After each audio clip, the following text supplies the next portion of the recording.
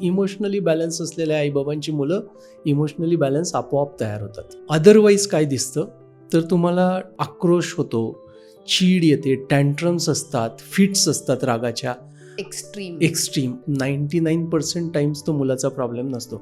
1% biological problem असू शकतो. पालकांचं पालकत्व कसं झालंय याच्यावर मुलांच्या पालकत्वात येणारे अडथळे निर्माण होत आहेत. अनहील्ड प्रॉब्लेम्स जे आहेत ते कोणत्या प्रकारचे आहेत? I am not loved, I am not cared, माझ्या मताला किंमतच दिली जात नाही, माझ्याकडे सारखं दुर्लक्षच केलं जातं, मी काही कामाचाच नाही आहे, अशा प्रकारचे जर अनुभव लहानपणी असतील आणि त्याच्यामुळे मनात असं मत तयार व्हायला लागलं तर तो स्कार आहे किंवा ती जखम आहे. काही वेळेला पालकत्वामध्ये क्रिटिसिझम खूप महत्त्वाचं होऊन जातं किंवा मोठं होऊन जातं पालकांसाठी. तुला हेच जमत नाही, तू कधी करूच शकणार नाही, ह्या टाईपची वाक्य जास्त होतात. त्यावेळी त्या बालमनाला त्याचे इम्पॅक्ट होतात. बाहेर पडता येतं, हा प्रवास असतो, आपल्याला हळूहळू एक एक गोष्ट समजून घ्यावी लागते. त्याच्यामुळे ब्लेम करण्यात काहीच अर्थ नाही आहे, त्यांच्यामुळे हे घडलं आहे म्हणण्यात काही अर्थ नाही आहे.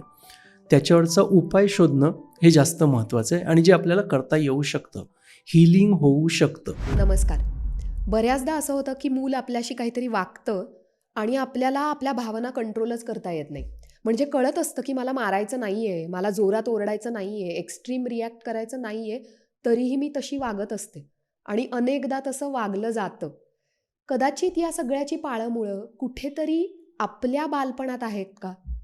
आपल्याला लहानपणी मिळालेले अनुभव किंवा एखादी घटना यामुळे मनावर काहीतरी खोलवर परिणाम झालेला असू शकतो का, ज्यामुळे आता आपण पालक म्हणून, आईबाबा म्हणून मुलांशी तसे वागतो? अशा थोड्या वेगळ्या विषयावर आज आपण गप्पा मारणार आहोत दिनेश नेहते सरांशी. सर, तुमचं मनापासून स्वागत. नमस्कार. हा थोडासा अगदी वेगळा विषय आहे आजचा जो आपण घेतला आहे तो. आणि मला पहिलाच प्रश्न असा पडलाय की मी लहान असताना माझ्या मनावर जे काही कुठेतरी खोलवर काहीतरी परिणाम झालेले असतील, ते आज इतके वर्षानंतर मी आई झाल्यावर खरंच त्याचं कोरिलेशन असू शकतं का? आणि मी वागताना तेव्हाचं माझं जे मन आहे ते आता डोकं वर काढू शकतंय का खरंच? अगदीच. आता हा प्रश्न पडतो इथंच एक प्रकारचं डिनायल पण आहे असं आपण म्हणूया, की आपल्याला असं मान्य होत नाही. आणि त्याच्याचमुळे आपण तो रेजिस्ट करत असतो. पण तू जसं म्हटलं तसं दिसतं किंवा बऱ्याचदा पालकांना खूपशा गोष्टी माहिती असतात की मुलांशी कसं वागायला पाहिजे, पण ऐन प्रसंगांच्या वेळेला तसं वागता येत नाही किंवा ते जमत नाही.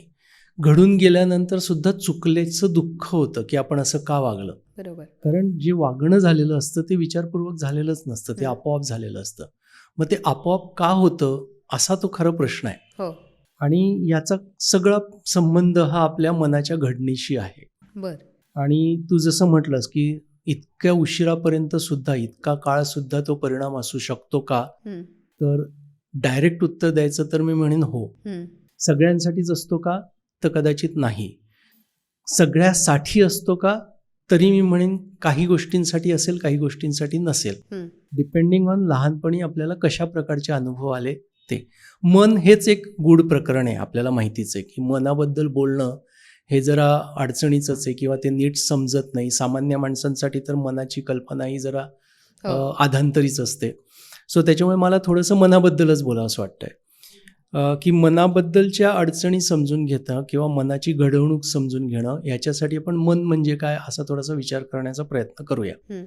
तर शरीर जसं दिसतं, शरीराचे आजार, शरीरावरच्या झालेले आघात, जखमा, व्यंग किंवा सशक्तपणा, हा जसा आपल्याकडे शरीराकडे बघून आपल्याला कळू शकतो तसं मनाचं नाही आहे, कारण मनाला फिजिकल अस्तित्वच नाही आहे. मन हे तसं पाहिलं तर आपण इमॅजिन करत असतो की असं काहीतरी आहे ज्याला आपण मन म्हणतो, ज्याच्यामध्ये विचार असतात, ज्याच्यामध्ये भावना असतात असं. सो त्याच्यामुळे ते डायरेक्टली दिसतच नाही. पण समजून घेण्यासाठी म्हणून आपण असं म्हणूया की जशा शरीराला जखमा होऊ शकतात, शरीराला आजार येऊ शकतात, शरीरामध्ये व्यंग निर्माण होऊ शकतं, तसंच कदाचित मनाचं पण होऊ शकत असेल.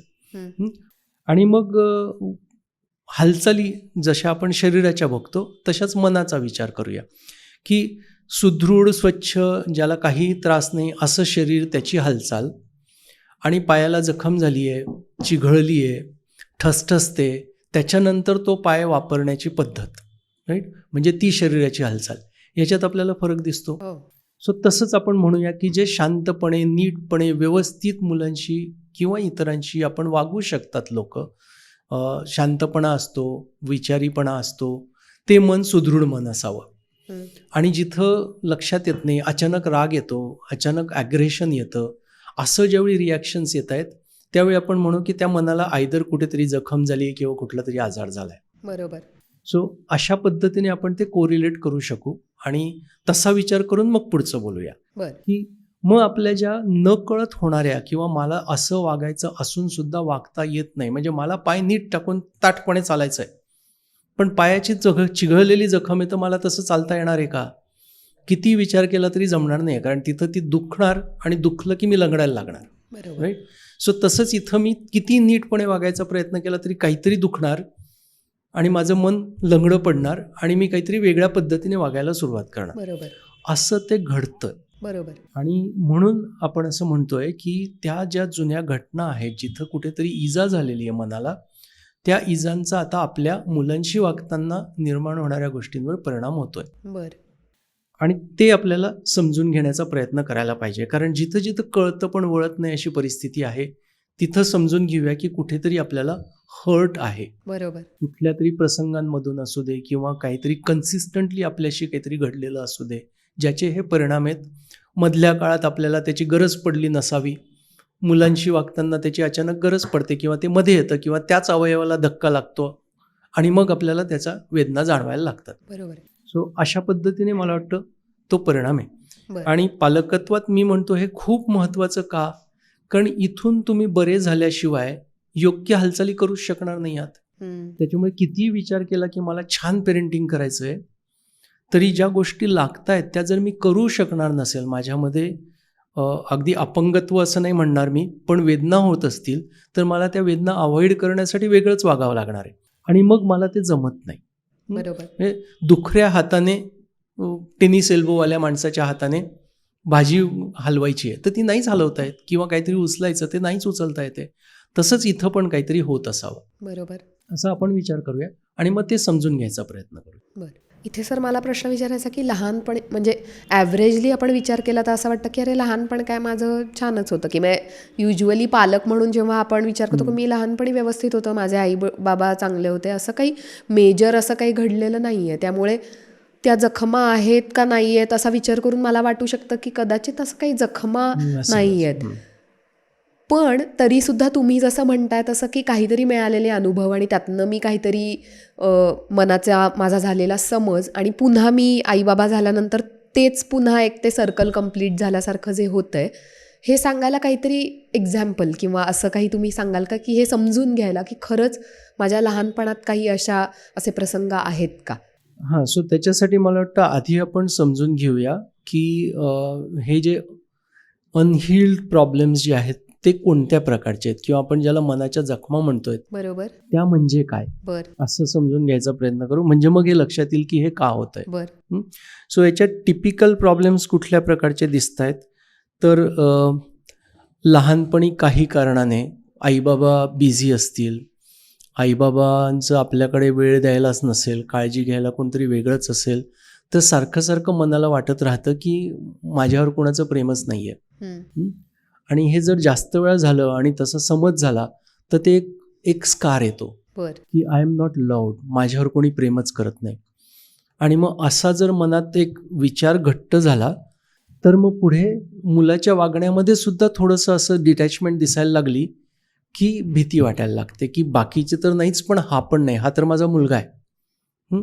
मग माझ्या रिॲक्शन्स बदलतात. So I am not loved, I am not cared, माझ्या मताला किंमतच दिली जात नाही, माझ्याकडे सारखं दुर्लक्षच केलं जातं, मी काही कामाचाच नाही आहे, अशा प्रकारचे जर अनुभव लहानपणी असतील आणि त्याच्यामुळे मनात असं मत तयार व्हायला लागलं तर तो स्कार आहे किंवा ती जखम आहे असं मी म्हणेन. याच्यामध्ये आई बाबा आपली प्रगती चांगली होण्यासाठी, खरं त्यांचे इंटेन्शन्स चुकीचे नसतात, पण काही वेळेला पालकत्वामध्ये क्रिटिसिझम खूप महत्त्वाचं होऊन जातं किंवा मोठं होऊन जातं पालकांसाठी. तुला हेच जमत नाही, तुला तेच जमत नाही, तू कधी करूच शकणार नाही, तुला येणारच नाही, ह्या टाईपची वाक्य जास्त होतात. त्यावेळी त्या बालमनाला त्याचे इम्पॅक्ट होतात जे कदाचित आपल्या मनाला झालेले आहेत. बरोबर. आणि मग ज्यावेळी कोणीही क्रिटिसाइज करायला लागतं त्यावेळी आपली रिॲक्शन येते. मग ते पालकत्वामध्ये कुठे येतं तर मुलाचं काहीतरी चुकतंय आणि आपण क्रिटिसाइज होतोय म्हटल्यानंतर मग मला एकदम ते जागं होतं आणि मी तसंच वागायला लागतो. म्हणजे पालक ते मुद्दाम करतात असं आपण म्हणत नाही, पण ती होत असते की प्रत्येक वेळेला आपल्या मुलाचं चांगली प्रगती व्हावी म्हणून कोणीतरी दुसरा छान करतोय ते दाखवणं आणि तुला जमत नाही. पण ज्यावेळी रागाच्या भरात बोललं जातं त्यावेळी बोलतानाच प्रत्येक ठिकाणी दाखवलं जातं की तू कसा बरोबर करू शकत नाहीये. आणि अशी जर सतत तुलना झालेली असेल तर मग मनामध्ये ते नेहमीच राहतं की मी किती चांगलं केलं ना तर तुम्ही काहीतरी दाखवा आणि मी चांगलं नाही असंच म्हणत राहाल. राईट. सो म्हणजे मी चांगला नाही हेच तुम्ही पटवून देण्याच्या मागे असता. असं ज्यावेळी मनामध्ये बसलेलं असतं तसं पालक झाल्यानंतर पालकत्वाची पण तुलना व्हायला लागते. त्याच्यामुळे आपल्याला जमत नाही म्हटल्यानंतर कोणीतरी मला क्रिटिसाइज करेल, माझी तुलना करेल आणि मग मला जमत नाही.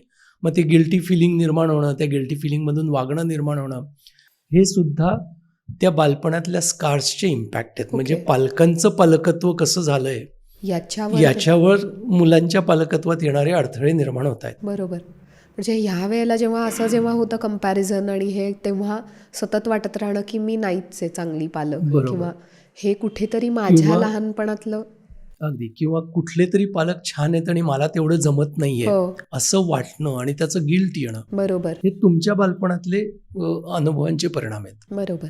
अजून असे काय कॉमनली आढळणारे असे काही आहेत का की जे तुमच्या प्रॅक्टिसमधून किंवा वारंवार तुम्हाला दिसतं की हे कुठेतरी ही जखम आहे लहानपणातली त्या आईबाबांची आणि त्यामुळे असं खूपच दिसतं ना. एक अशी केस होती माझ्याकडे, म्हणजे कोर्सेसला येतात तसे कपल्स कोर्सेसला आलेले होते. खरं पाहिलं तर दोघांना ज्यावेळी मी पाहिलं आईबाबांना त्यावेळी आई खूपच स्ट्रेसमध्ये दिसत होती किंवा आईचा चेहरा एकदम ब्लँकच होता. म्हणजे कुठलेच एक्सप्रेशन नव्हते, व्यक्त होणं पण नव्हतं. सो मला पहिल्यांदा असं वाटलं की आईला काहीतरी प्रॉब्लेम आहे असं. पण जसं बोलायला सुरुवात केली तसं लक्षात आलं की तो प्रॉब्लेम बाबाचा होता. त्यांचा मुलगा टीनेजमध्ये गेलेला होता आणि टीनेजमध्ये आल्यानंतर उलट उत्तरं देणं, ॲग्रेसिव्ह होणं, अंगावर येणं अशा प्रकारच्या गोष्टी घडायला लागलेल्या होत्या आणि त्या प्रॉब्लेममधून ते भेटायला आलेले होते. सो ज्यावेळी काउन्सिलिंगची अनेक सेशन झाली त्यावेळी हळूहळू लक्षात यायला लागलं की बाबाचं वागणं इनकन्सिस्टंट आहे. तो अचानक रागवतो, अचानक हात उगारतो आणि त्याचा परिणाम मुलावर होतो. आई खूप समजावून बॅलन्स होती, खरं समजावून सांगायचा प्रयत्न करत होती, पण तिने तसं केल्यानंतर बाबाचं ॲग्रेशन अजून वाढायचं. बरोबर. सो ज्यावेळी खोलवर सगळा अभ्यास झाला आणि पुरेसे सेशन झाल्यानंतर कळलं त्यावेळी लक्षात आलं की बाबाचं बालपण खूपच डॉमिनेटिंग बाबांकडनं झालेलं आहे. बरोबर. म्हणजे रागवणं, मारणं, हिणवणं याच प्रकारे अपब्रिंगिंग झालेलं होतं. प्रत्येक ठिकाणी तू कसा चुकीचा आहेस आणि तुला कसं जमतच नाही आणि तू काही उपयोगाचाच नाही अशा प्रकारचं कम्युनिकेशन खूप जास्त होतं. म्हणजे त्या आयडेंटिटीला खूप तुडवलं गेलेलं असल्यासारखं होतं. बरोबर. आणि मग त्याचे हे परिणाम दिसत होते की ज्यावेळी मुलगा उलट बोलायचा त्यावेळी हर्ट व्हायचं की माझे बाबा माझ्याशी कसं बोलू शकत होते, मी बोलूच शकत नव्हतो, हा कसा बोलू शकतो. राईट. मला व्यक्त पण होता येत नव्हतं, हा कसा व्यक्त होऊ शकतो. बरोबर. हा बाबाला उलट बोलूच कसा शकतो. या टाईपचा जो आतला सगळा राग होता तो राग उफाळून यायचा आणि त्याच्यामध्ये सगळ्या रिॲक्शन्स यायच्या. सो त्याचे ते परिणाम होताना दिसले. म्हणजे आपलं बालपण त्याच्यातनं बाहेर पडणं खूप कठीण होतं. म्हणजे ह्या केसमध्ये जवळजवळ वर्ष लागलं काउन्सिलिंगसाठी की ज्याच्याने ते हळूहळू बाहेर पडू शकले. बाहेर पडता येतं, हा प्रवास असतो, आपल्याला हळूहळू एक एक गोष्ट समजून घ्यावी लागते. काही वेळेला गोष्टी समजतात पण तो प्रसंग ज्यावेळी घडतो त्यावेळी जो इमोशनल भीती असते ती बाहेर येते. म्हणजे मी याची वर्णनं करताना काही उदाहरणं देतो की ज्याच्यानं लक्षात येईल. म्हणजे हे लॉजिकली चुकीचं दिसतं ना की मला कळतंय तर जमत कसं नाही. बरोबर. याचं एक छान उदाहरण असं असतं की झुरळाची भीती वाटणारा सायंटिस्ट की ज्यांना सगळं कळतं झुरळाबद्दलचं पण तरी भीती वाटतेच.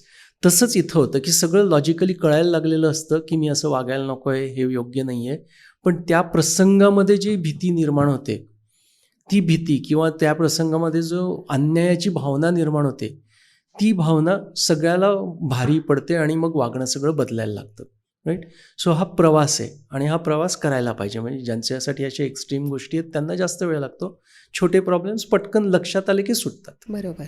सर, तुम्ही म्हणताय तसं जर का इमोशनल वुंड्स ज्या आहेत, ज्या लहानपणीतल्या आहेत आणि आता इतक्या वर्षानंतर मला त्याचा अवेअरनेस पण नाही आहे की खरंच माझ्या बालपणात काही अशा जखमा किंवा तसे काही अनुभव होते का, आणि मला आता शोधायचं की खरंच असं काही दिसतंय का माझ्यात, तर त्याचे काही असे परिणाम दिसून येतात का की ज्यातनं आयडेंटिफाय होऊ शकेल?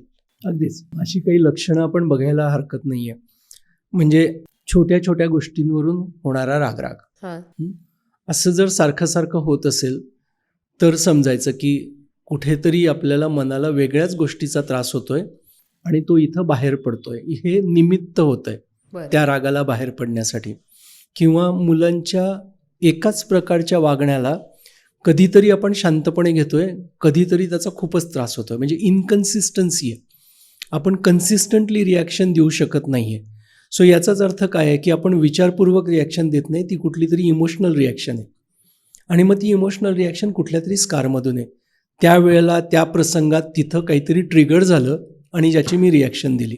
पेशन्स न टिकणं हा सुद्धा तसाच भाग आहे. आपण पेशंट नाही राहू शकत कारण अशाच कुठल्या तरी मागच्या गोष्टींना प्रसंग कनेक्ट होतात आणि मग राग येतो. बरोबर. म्हणजे किती वेळा सांगितलं ऐकत कसं नाही, हे जे आहे हे मी जसं म्हटलं की आय एम नॉट हर्ड, बरोबर, याच्यातनं असू शकतं. सो ज्यावेळी मुलंसुद्धा ऐकत नाही असं वाटायला लागतं त्यावेळी मग माझ्या अस्तित्वाला, माझ्या आयडेंटिटीला त्रास व्हायला लागतो आणि मग माझी रिॲक्शन येते. बरोबर. पण आयडेंटिटी फॉर्म होण्यासाठी माझे ते प्रसंग माझ्या मनावर परिणाम करून गेलेत की आय एम नॉट हर्ड हे माझ्यासाठी पक्क झालेलं आहे आणि त्याच्यामुळे माझं ऐकलंच गेलं पाहिजे ही गरज वाढून जाते आणि तिथं मुलं व्हिक्टीम होतात कारण ते तुमच्यापेक्षा कमी किंवा ते तुमच्यावर डिपेंडंट असतात म्हणून तिथं तुम्ही ते जास्त काढायला सुरुवात करतात. सतत मुलांच्या भविष्याबद्दलची अवाजवी चिंता वाटत राहणं कसं होईल, हे सुद्धा तुमच्या इमोशनल स्कार्सचे परिणाम असू शकतात. कसं काय? म्हणजे आपल्याला लहानपणी तशा प्रकारे ट्रीट केलं गेलेलं असणं की तू असं करत नाहीये, तुझं काही खरं नाहीये, तुझं काही व्यवस्थित होणार नाहीये आणि मग आपली प्रगती पण तेवढी झालेली नसेल. बरोबर. किंवा मी अभ्यास केला नव्हता म्हणून माझं काही झालं नाही, असे विचार ज्यावेळी परिस्थितीमुळे निर्माण झालेले असतात त्यावेळी ज्यावेळी मुलं अभ्यास करताना दिसत नाही त्यावेळी आपल्याला वाटतं त्याचंही आपल्याचसारखं होईल. बरोबर. ते जे आपल्याचसारखं होईल वाटतं, हे आता हा प्रश्न पडणार आहे, पालकांना पण पडणार आहे की हे तर कॉमन आहे ना, पण हे खरंच कॉमन आहे का असा विचार करा. सगळ्यांचं असं होतं का असा विचार करा. मग तुमच्या लक्षात येईल की नाही हे कॉमन नसतं. बरोबर. आपण बऱ्याचदा नाही पण सगळेच पालक असं करतात असं सहजपणे म्हणून जातो. ते सहजपणे म्हणणं आपल्या वागण्याला जस्टिफाय करणं असतं. जर आपण खरोखर सर्वे केला किंवा 4 जणांशी बोललो तर लक्षात येतं की सगळ्यांच्या मनामध्ये तसे विचार नसतात निर्माण झालेले.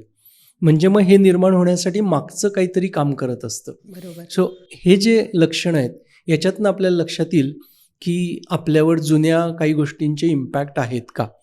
आणि मग आधी म्हटलं तसं की आपल्याला ते ट्रिगर पॉईंट शोधायचे आहेत की असं ज्यावेळी होतं त्यावेळी मी कशाने ट्रिगर झालेली असते किंवा झालेलो असतो. मग तो ट्रिगर पॉईंट आपल्याला सांगतो की हां ह्याला मी ट्रिगर होतो कारण असं असं आहे. बरोबर. मग तेव्हा आपल्याला कळतं की पास्टमध्ये काय आहे त्याच्या मागे. बरोबर. सो तो सेल्फ अवेअरनेस आणणं हा याच्यासाठीचा एक पर्याय आहे की जो आपण स्वतःकडे बघणं, स्वतःच्या रिॲक्शन्सकडे बघणं आणि कशाने ट्रिगर होतो याच्याकडे लक्ष देण्याचा प्रयत्न करणं. अशाच खूप गोष्टी आहेत. त्याच्यात एक गोष्ट असते की मुलांना सतत ताब्यात ठेवण्याची इच्छा असते. म्हणजे त्याने आपल्या आज्ञेच्या बाहेर काही करूच नये किंवा आपलं ऐकत कसं नाही या टाईपचा जो ॲटिट्यूड आपण बघतो पालकांमध्ये, तो ॲटिट्यूड त्यांच्या चाइल्डहूड इम्पॅक्टवरून असतो. म्हणजे त्यांना कधीच कंट्रोल मिळवायला मिळालेला नसतो आणि मग तो कंट्रोल असण्याची गरज भासायला लागते तरच त्यांच्या अस्तित्वाला महत्त्व येतं. बरोबर. आणि म्हणून सगळ्यात सोपी जागा कुठली तर मुलं. आणि म्हणून मुलांमध्ये ते दिसायला लागतं, मुलांशी वागताना ते दिसायला लागतं. इथे आता यांनी तरी माझं ऐकावं किंवा मला Correct. इथे करता यावं, ही जी भावना आहे ती. बऱ्याचदा या पालकांशी तुम्ही जर शांतपणे बोललात ना, ज्यावेळी ते इमोशनली स्टेबल आहेत, तर त्यावेळी ते असंही म्हणतात की मला असं खरं करायचं नाही आहे, कारण मला माहिती आहे की याचे किती वाईट परिणाम होतात, पण माझ्याकडनं होऊन जातं. बरोबर. सो ते होऊन जातं नावाची जी गोष्ट आहे ती त्या स्कार्सचा इम्पॅक्ट आहे. बरोबर. सर, आत्ता आपण जे काही बोलतोय याच्यावरनं मला खूपदा असं वाटतं की मी लहान असताना माझ्या आईबाबांशी किंवा मला मिळालेले अनुभव, हे जे काही जसं मी अनुभवलेलं बालपण आहे त्याचा खूप सारा इम्पॅक्ट मी मुलं वाढवताना होताना दिसणार आहे, जो सहजी आपल्याला दिसत नाही. म्हणजे आयदर माझे आईबाबा होते म्हणून मी असंच वागणार आहे, किंवा मला हे असे अनुभव मिळाले, मला हे नाही द्यायचेत माझ्या मुलाला, त्यामुळे मी आता असा वागणार नाही आहे. ह्याचा खूप संबंध आहे का तसा जवळचा? अगदीच आहे ना. म्हणजे तू छानच हा प्रश्न विचारला आहे, खूपच महत्त्वाचं हे केलं. याला रेसिप्रोकल रोल्स असं म्हणतात, म्हणजे एकमेकांवर अवलंबून असलेले रोल्स. बरं. म्हणजे ज्यावेळी तुम्ही मुलं असतात त्यावेळीच पालक असतात, ओके. बरोबर, किंवा ज्यावेळी तुम्ही सबऑर्डिनेट असतात त्यावेळीच बॉस नावाच्या आयडेंटिटीला बॉस म्हटलं जातं. बरोबर. विदाऊट सबऑर्डिनेट बॉस नसणार आहेत. सो हे रेसिप्रोकल रोल आहेत, एकमेकांवर अवलंबून असणारे रोल आहेत. आणि या सगळ्या ठिकाणी असे जे रोल आहेत तिथं तुम्हाला असं दिसेल की ज्यावेळी आपण मुलांना मुलं म्हणून तयार करतोय, त्याचवेळी आपण त्यांच्या मनातले पालक पण तयार करतोय फ्युचरमधले. म्हणजे जसं मुलांनी कसं वागायचं हे सांगतोय, त्यावेळी पालक कसे वागतात हे पण आपण त्यांना सांगतोय, किंवा हे पण त्याला इनडायरेक्टली शिकवतोय.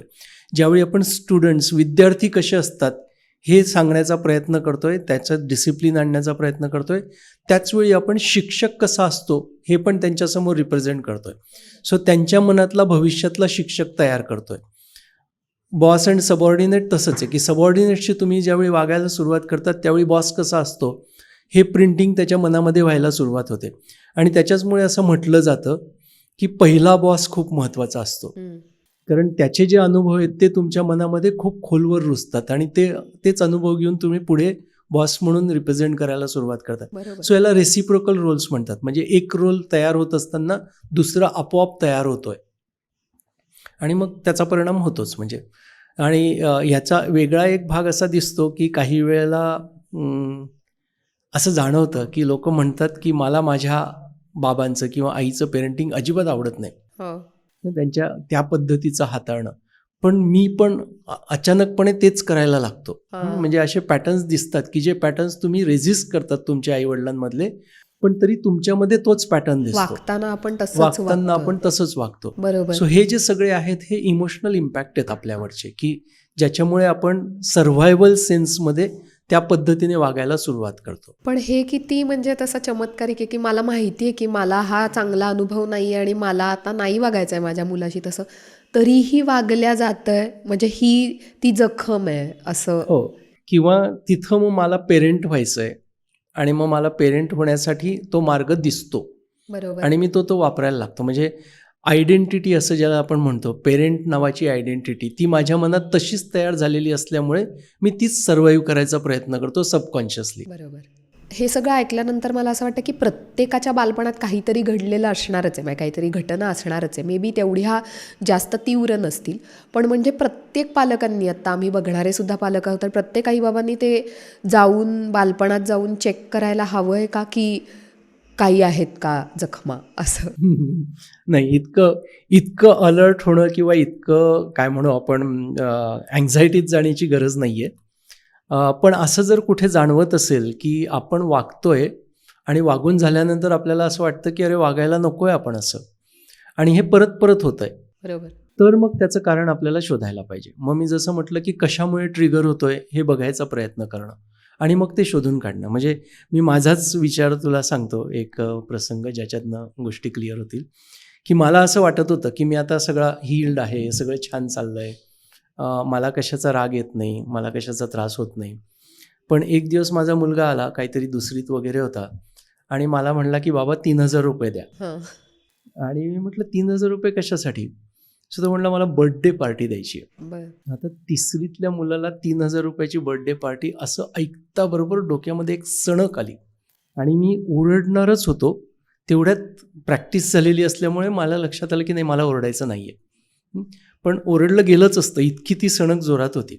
सो तिथं ते होतं की पैसे वाया घालवणं ह्याच्यासाठी मला जे काय लहानपणी सहन करावं लागलेलं होतं, त्याचा तो राग तिथं उफाळून आला होता की कळत कसं नाही, कुठेही पैसे कसे खर्च करतात, राईट.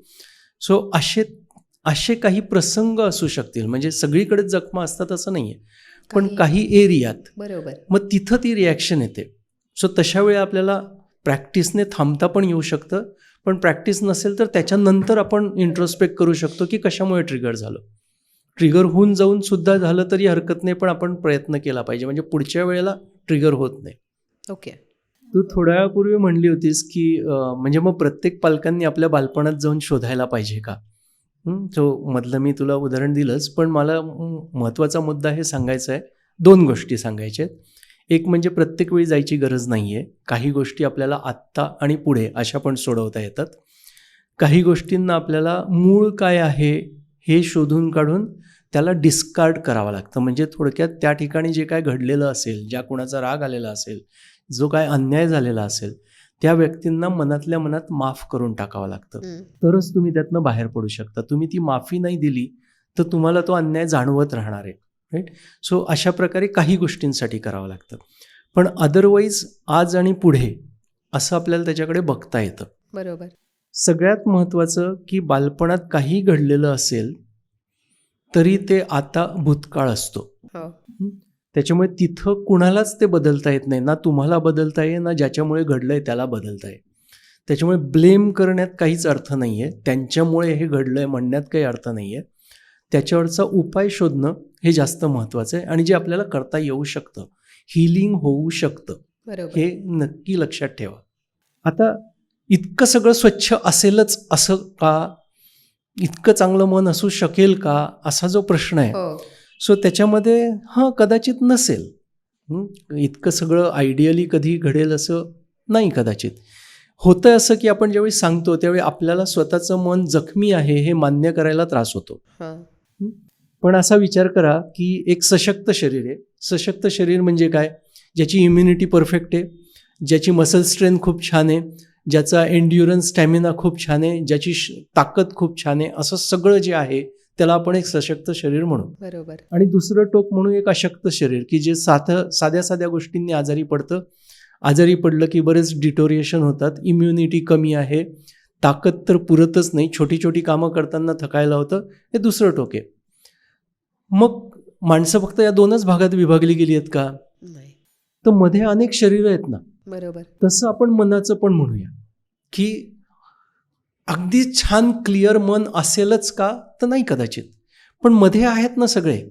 सो आपण जिथं आहे त्याच्यापेक्षा बेटर असं आपण थोडासा विचार करूया. बरोबर. आहे ते ॲक्सेप्ट करणं, जसं आपण शरीराबद्दल ॲक्सेप्ट करतो. म्हणजे प्रत्येकजण 10 किलोमीटर पळू शकतो का? नाही. आणि नाही पळू शकत म्हणून त्यांना वाईट वाटतं का? नाही. पण तो एरिया पळण्याची गरज पडली तर यांना जमणार नाही आहे. मग हे त्यांना मान्य असणं आणि मान्य नसणं, इथं तो फरक आहे. बरोबर. सो तसंच माझ्या मनाला सुद्धा सगळं छान करता येईलच असं नाही आहे. पण जे करता येणार नाही आहे ते मला जर मान्य झालं तर मग माझ्यासाठी सोपं होतं. मग पालकत्वातलं काय आहे की मला राग येतोय, मला माहिती आहे की माझ्यामध्ये काहीतरी प्रॉब्लेम आहे, म्हणजे मला त्या गोष्टींचा राग येतो. मग या एरियात मला राग येतो हे जर मान्य करून टाकलं, गिल्टी फिलिंगमध्ये नाही गेलात, तर मग त्याचे जेवढे परिणाम मुलांवर होणार आहे ते परिणाम पण आपण मान्य करतो, आणि मान्य केलं की गोष्टी जास्त सोप्या होतात. बरोबर. सो 2च पर्याय आपल्यासाठी आहे असं आपण म्हणूया. एक तर आपल्याला इम्प्रूव्ह करायचं आहे, किंवा जे आहे ते मान्य करून त्याचे परिणाम पण मान्य करून घेणं. सो असं त्या मनाकडे बघा. ज्यावेळी मी म्हणतोय की जखमा असतात त्यावेळी मग मला जखमा आहेत का आणि मला जखमा नकोच आहे, मग मी छानच असूच शकतं का, असं काही नसतंच, ह्या विचारात जाऊ नका. जिथं आहे तिथं समाधानी व्हा. आपण हे सगळं बोललो ते आईबाबांच्या दृष्टिकोनातून, किंवा आईबाबांना भावनिक काही वुंड्स आहेत का नाही हे कसं बघायचं याविषयी बरंच आपण बोललो. पण मुलांमध्ये असं काही लक्षणं दिसू शकतात का की ज्यावरून आपल्याला समजू शकतं की अरे याचं कुठेतरी आईबाबांच्या बालपणाशी याचं कनेक्शन संबंध आहे? अगदीच.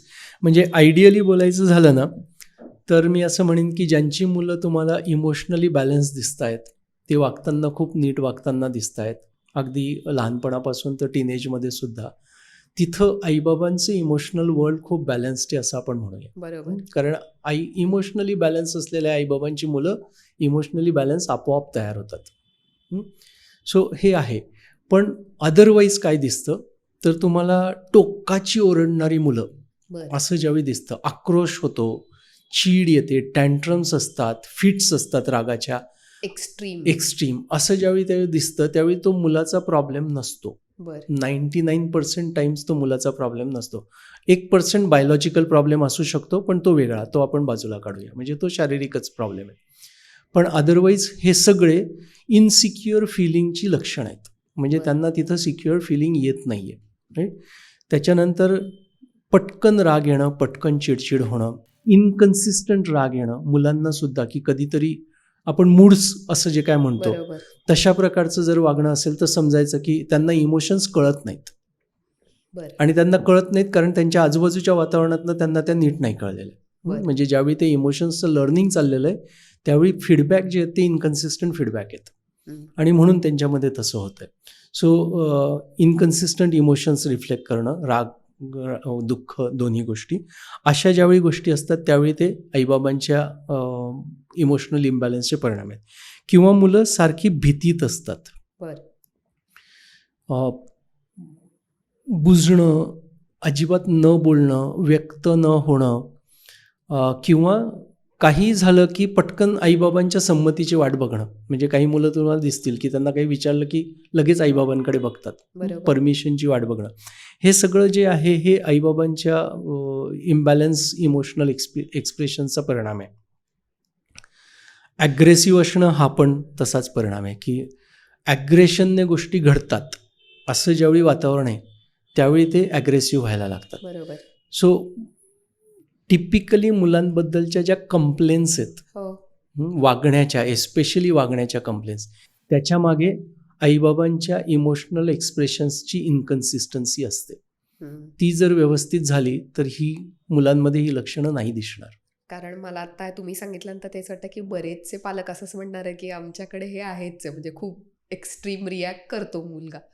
तर यांनी घाबरून न जाता कुठेतरी हा विचार तुम्ही मगाशी म्हणालात तसा की ते हीलिंग, इमोशनल बॅलन्स आणणं हे सोपं आहे ना, म्हणजे यातनं काहीतरी होप आहे ना या.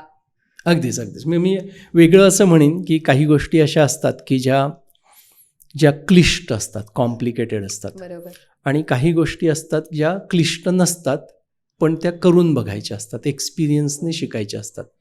म्हणजे मी टिपिकली या अशा गोष्टी सांगतो की सायकल चालवता येणं, कार चालवता येणं, ह्याला काही IQ नाही लागत, करून पाहिलं की येतं. ही पण गोष्ट तशीच आहे की इथं IQ नाही लागत, इथं आपल्याला कन्सिस्टंटली ते करून बघायचं आहे. स्वतःला अवेअर करणं, ट्रिगर पॉईंट्स बघणं आणि ट्रिगर पॉईंट्सपासून लांब राहण्याचा प्रयत्न करणं. असं जर तुम्ही कन्सिस्टंटली करायला लागलात तर तुम्हाला हे जमायला लागतं. त्याच्यामुळे सोपं आहे. इथे लगेच मला प्रश्न विचारायचा वाटतो की जे असे पालक आहेत की ज्यांना हे सगळे अनुभव येत आहेत की हो मुलांमध्ये हे दिसतंय की जास्त अग्रेशन आहे किंवा जास्तच खूपच भित्रेपणा आहे आणि तुम्ही म्हणताय तसं त्याचं कारण कुठेतरी आम्ही आहोत, पालक आहोत, तर मग आता आम्ही काय करू? ओके. 2 प्रकारे बघता येऊ शकतं. म्हणजे आपण आता काय करावं या विषयाकडे येतोय. सो हा सगळा सेल्फ अवेअरनेसचा भाग आहे. म्हणजे माझ्या वागणुकीमध्ये मला बदल जर करायचा असेल, माझ्या भावनांमध्ये जर मला बदल करायचा असेल तर मला सेल्फ अवेअर होणं महत्त्वाचं आहे. म्हणजे माझं काय होतं आहे, आतमध्ये डोकावणं असं त्याला म्हणतात. बरोबर.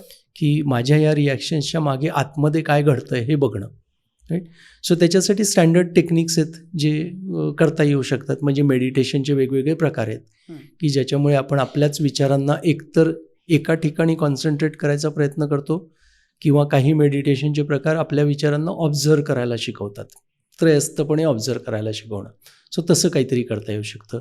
किंवा श्वासाचे जे प्रकार आहेत, प्राणायाम आपण जे म्हणतो, त्याच्याने सुद्धा या गोष्टींमध्ये फरक पडतो. मन शांत होतं, शांत असलं की आपल्याला सारासार विचार करता येतो.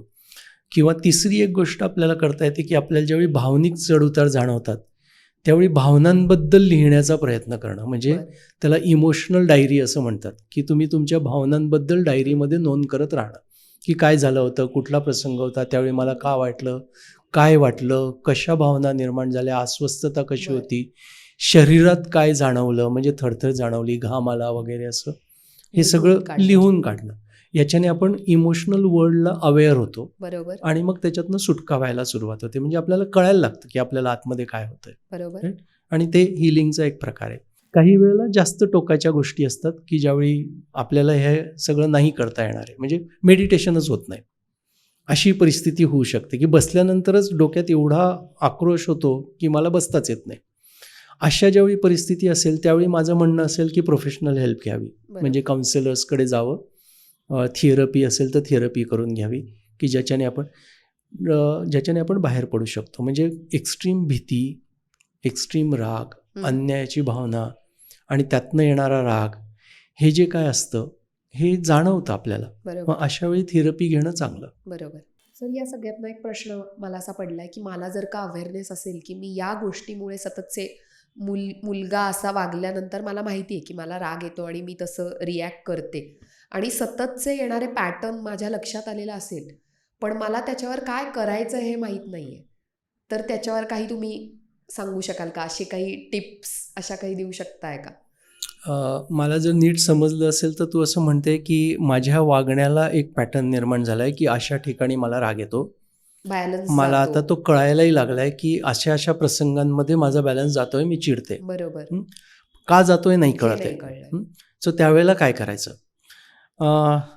सो याच्यासाठी पहिले ते मनावरचा ताबा आणावा लागेल. म्हणजे मग मी जे म्हटलं मेडिटेशन वगैरे करणं ते करावं लागेल, कारण त्या ठिकाणी थांबता येणं महत्त्वाचं आहे. सो तुला थांबता येणं, शांत होणं, आणि सगळ्यात महत्त्वाचं की का होतंय ह्याच्यावर विचार करणं, तो इंट्रोस्पेक्ट करणं की हा पॅटर्न आहे, ह्या प्रसंगात घडतंय, पण हे नक्की कशामुळे घडतंय. मग तो थोडासा थांबून खोलवर विचार करणं की कशामुळे घडतंय. मग तिथं कुठेतरी माझ्या मनातला मी त्याला सिग्निफिकन्स असा शब्द वापरतो की काहीतरी असा अर्थ आहे की जो बदलून मला चालणार नाही आहे. म्हणजे कोणीतरी माझ्याशी खोटंच कसं बोलतं. खोटं बोलणं म्हणजे माझी फसवणूक आहे, राईट. म्हणजे समोरच्याने माझ्याशी खोटं बोलणं म्हणजे तो माझी फसवणूक करतोय, अशी एक स्ट्रॉंग बिलीफ कुठेतरी आहे. अशा टाईपचं काहीतरी जे आहे ते आपल्याला शोधायचं आहे. बरोबर. आणि मग तिथं त्याला डायल्यूट करणं आवश्यक आहे की नाही, लोकांना त्यांच्या अडचणींनी पण खोटं बोलायचं असतं. म्हणजे त्याला भीती वाटली, त्याला स्वतःला वाचवावं असं वाटलं तर लोक खोटं बोलतात. ते मला फसवण्यासाठी खोटं नसतं बोललेलं, राईट. सो हा त्याच्यावरचा काउंटर विचार आपल्याला करता आला पाहिजे. म्हणजे वेगवेगळे विचार त्याच्या भोवती असतात, हिची जाणीव ठेवून स्वतःला ते सांगता येणं की तू जे म्हणतेस तेच फक्त एक पर्याय नाही आहे, त्याला वेगवेगळे पर्याय आहेत. बरोबर. मग माझं ते मला फसवण्यात येतंय हा जो त्रासाचा भाग आहे तो सुटतो, आणि तो सुटला की माझा ते रिॲक्शनचा पॅटर्न बदलतो. ते जर नाही सुटलं तर माझी रिॲक्शन तशीच असणार आहे. तो माझा न फसवला जाण्याचा डिफेन्स आहे. बरोबर. त्यामुळे मूळ काय आहे हे शोधण्याचा प्रयत्न करणं, आणि ते सापडतं. नीट पाहिलं, नीट विचार केला तर सापडतं. सर, आजचा हा जो विषय आहे तो तसा समजायला थोडासा क्लिष्टच आहे, कारण एकतर ते ॲक्सेप्ट करणं सुद्धा बघणाऱ्यांना सुद्धा की असं काहीतरी असू शकतं की आपल्या बालपणातलं हे आहे आणि ज्यामुळे आपण आजही तसे वागतोय, आणि त्याच्यानंतर त्याच्यावर रिॲक्ट करून काहीतरी काम करून मी स्वतःत बदल करणं, याचा नक्की फायदा होईल हे निश्चित आहे. कारण हे सगळं लॉजिकली ऐकल्यानंतर ते कळतंय की कुठेतरी त्याचा संबंध आहे. पण हे अजून जास्त समजण्याच्या दृष्टीने तुमच्या केसेसमधल्या काही एक्झाम्पल्स तुम्ही सांगू शकाल का आम्हाला? अगदीच. 2 मी ऑलरेडी सांगून झाले आहे आपल्या बोलण्यामध्ये, प्रवाहामध्ये. अजून काही सांगतो. सो एक सिंगल मदर होती, एकटीच मुलीला वाढवत होती. मुलगी टीनेजच्या आसपास होती आणि आली त्यावेळी मुलीमध्ये बॉन्डच नाही आहे, तिला मला माझ्याजवळ ठेवायचंच नाही आहे. मी बोर्डिंगला तिला पाठवायचा विचार करते कारण आमचं जमतच नाही, आमचे खूप भांडणं होतात, या टाईपच्या सगळ्या कंप्लेंट्स होत्या.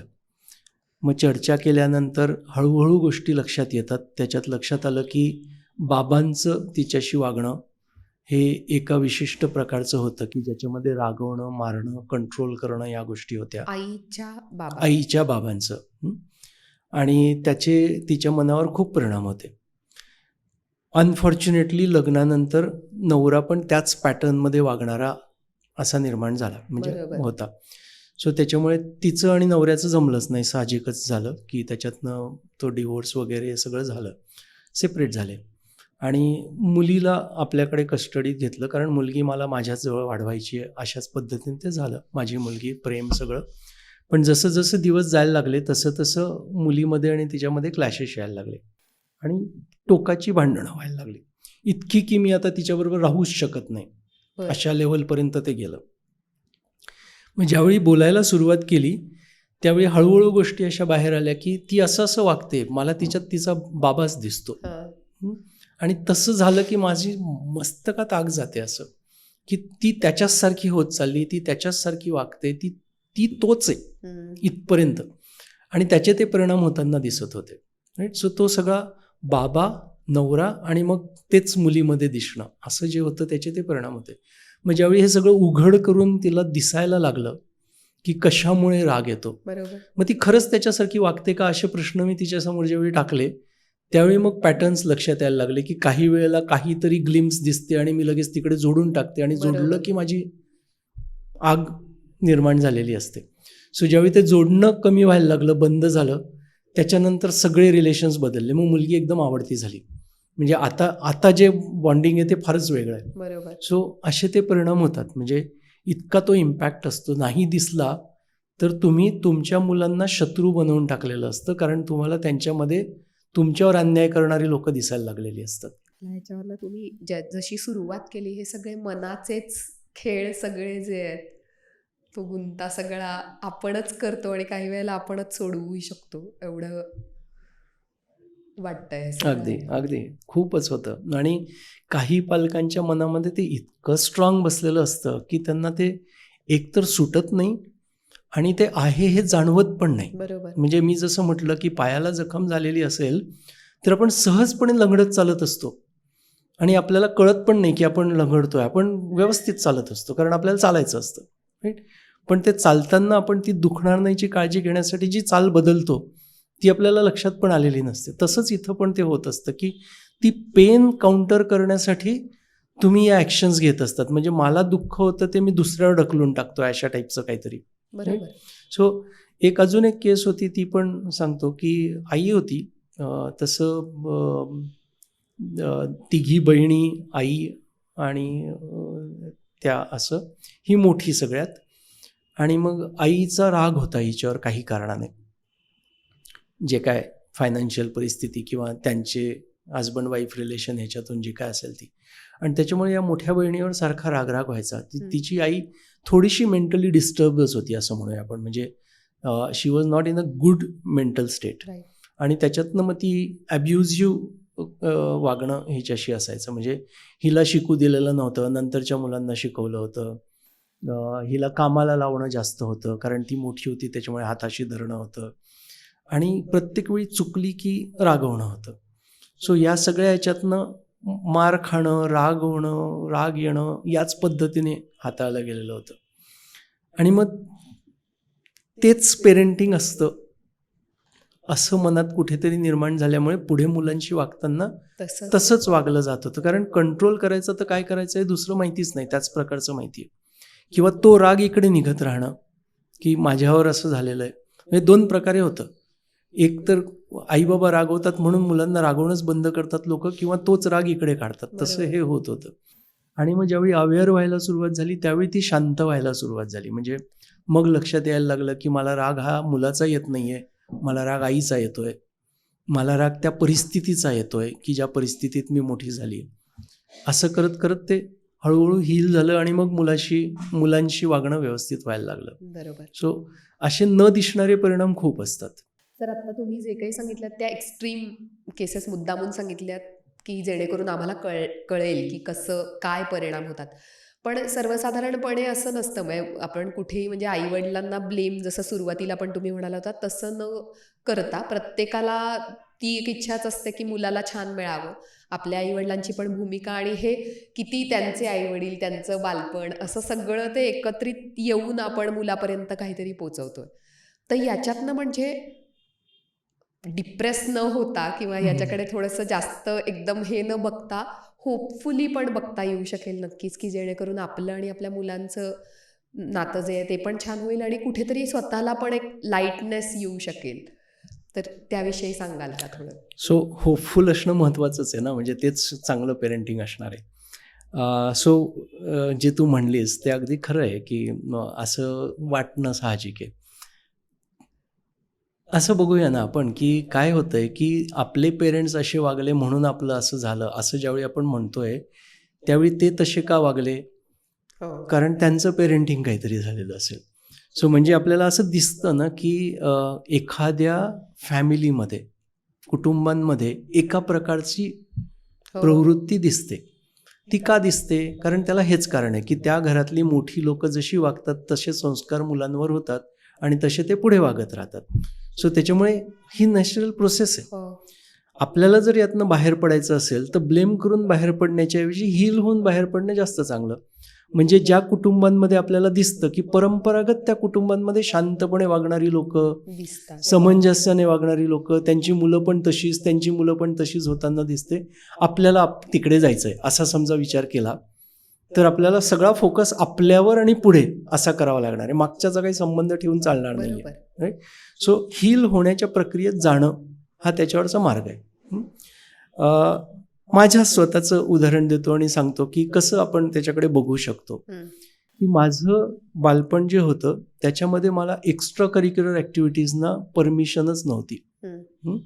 म्हणजे सहलीला जाणं, नाटकात भाग घेणं, म्युझिकच्या क्लासला जाणं किंवा म्युझिक शिकणं, गाणं म्हणणं, या सगळ्याला परवानगी नव्हती.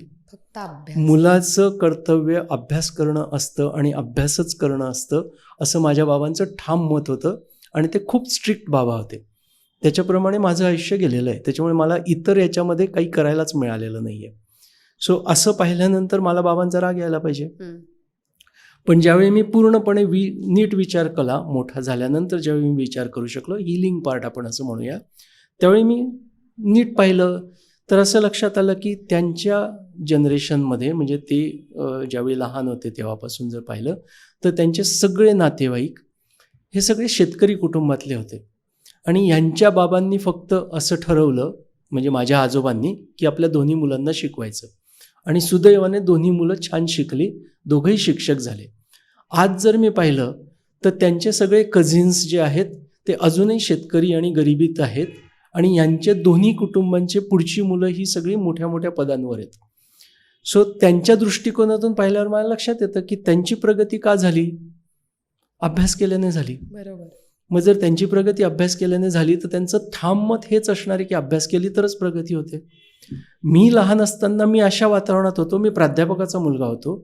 माझं वातावरण असं होतं की लोक सर्वांगीण विकासाकडे लक्ष देणारी होती.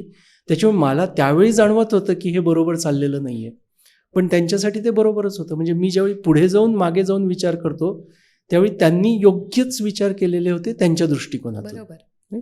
पुढे मी माझ्या मुलासाठी तसं वागलोय का?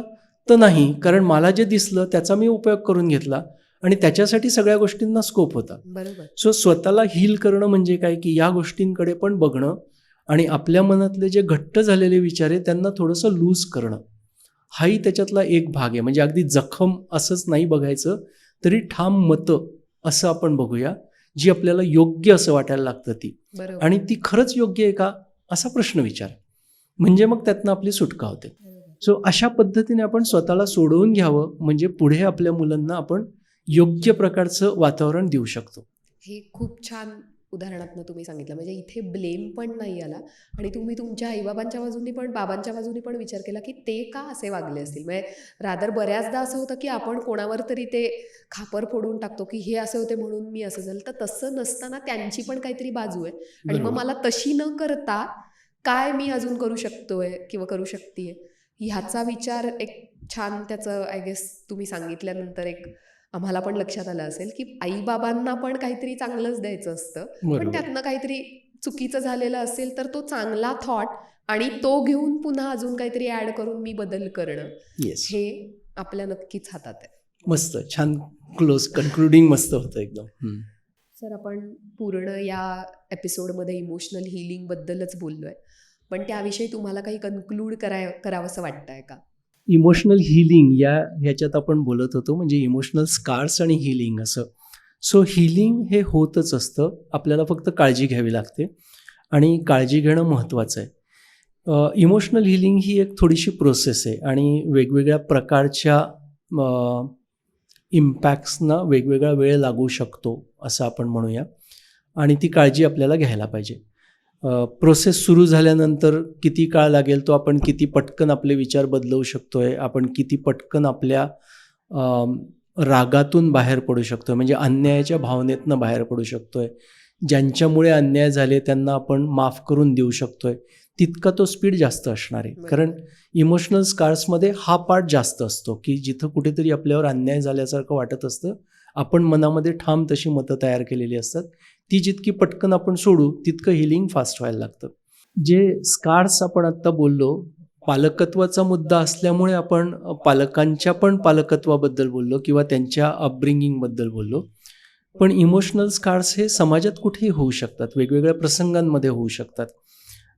जसं मी उदाहरण दिलं की नवरा आणि बायको, म्हणजे त्या वागण्यामधून इमोशनल हर्ट होऊ शकतात एकमेकांना आणि मग ते कॅरी ऑन होऊ शकतात. किंवा शाळांमध्ये शिक्षकांकडून, समाजात, प्रतिष्ठित लोकांकडून काही गोष्टी घडतात आणि मग त्याचे इम्पॅक्ट आपल्यावर होतात आणि मग आपल्याला त्याचा राग यायला लागतो. आजचा फोकस आपला पालकत्वाचा होता म्हणून आपण तिथं पाहिलं, पण अशा गोष्टी होतात. सो मुलांना सुद्धा असे इम्पॅक्ट हे समाजातून किंवा शाळेतून किंवा इकडून तिकडून होण्याची शक्यता आहेच. पालकांचं काम काय, तर तसं घेऊन ज्यावेळी ते येतात त्यावेळी शांतपणे त्यांच्यासोबत उभं राहणं, त्यांना त्यांच्या भावना पूर्णपणे व्यक्त करता येणं, त्यांना त्याच्यातनं बाहेर पडेपर्यंत मदत करणं की ते ती जखम घेऊन ते पुढे जाणार नाही याची काळजी आपल्याला घ्यायची आहे. आणि म्हणूनच आपल्याला त्यांना वेगवेगळ्या विचारांनी वेगवेगळ्या पर्स्पेक्टिव्हने त्या गोष्टीकडे बघायला शिकवणं आणि सोबत उभं राहणं.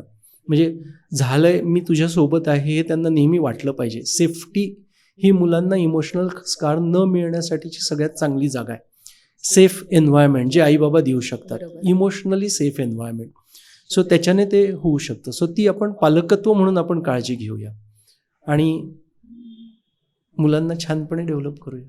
नक्कीच सर, थँक्यू सो मच. आज हा तसा थोडासा कॉम्प्लिकेटेड विषय होता, पण यातनं मला असं वाटतं भीती न घेता त्यातनं अपॉर्च्युनिटीज बघून अजून चांगल्या प्रकारे फक्त आईबाबा म्हणूनच नाही, म्हणजे ओव्हरऑलच माणूस म्हणून पण या सगळ्याकडे विचार केला तर आपलंच आयुष्य थोडंसं अजून सुकर होऊ शकेल असं मला वाटलंय एकूणात आपल्या ह्या सगळ्या डिस्कशनमधून. त्यामुळे थँक्यू सो मच. आज इतक्या वेगळ्या प्रकारे तुम्ही हे सगळं एक्सप्लेन केलं आणि नक्कीच मला असं वाटतं की त्याचा सगळ्यांना, सगळ्या आईबाबांना पण फायदा होईल आणि त्यातून एक छान पालक म्हणून पण आणि मुलांसाठी पण एक छान वातावरण द्यायला त्याची मदत होऊ शकेल. तुम्हाला सुद्धा आजचा हा एपिसोड कसा वाटला ते जरूर कळवा.